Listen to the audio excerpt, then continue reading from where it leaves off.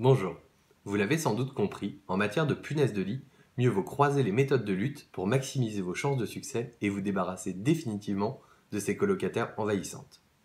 Aujourd'hui, nous allons vous expliquer comment réaliser un traitement vapeur à l'aide d'un Simex Eradicator. C'est un excellent complément au traitement chimique car le traitement vapeur est très efficace sur les œufs et les bébés des punaises, alors que le traitement chimique est plutôt efficace sur les ados et les adultes.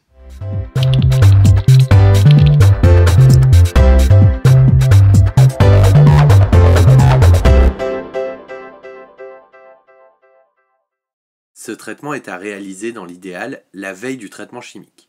Si vous avez besoin de conseils pour le choix d'une entreprise ou pour la méthode de traitement chimique, vous trouverez le lien vers nos vidéos dédiées dans la description ainsi qu'un lien vers badbugs.fr, notre site qui regorge d'informations sur le sujet.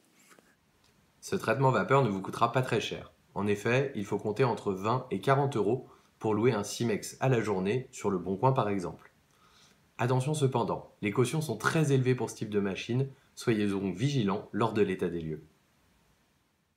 Je vais commencer par vous expliquer comment fonctionne la machine, puis où et comment la passer pour réaliser un traitement le plus efficace possible. Le fonctionnement du Simex est assez simple. Commencez par vérifier que le réservoir d'eau est plein en dévissant la grosse molette noire. Après l'avoir branché, appuyez en même temps sur les deux boutons pour le mettre en route.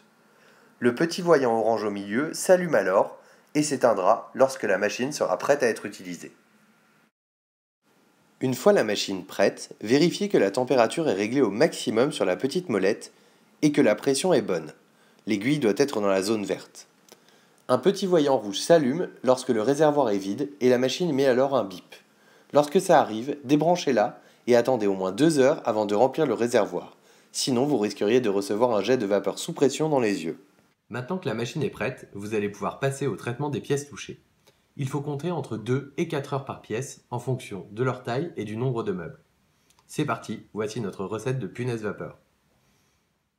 Il est très important d'avoir un bon rythme. Si vous êtes trop rapide, vous ne tuez pas les punaises. Si vous êtes trop lent, elles ont le temps de s'enfuir.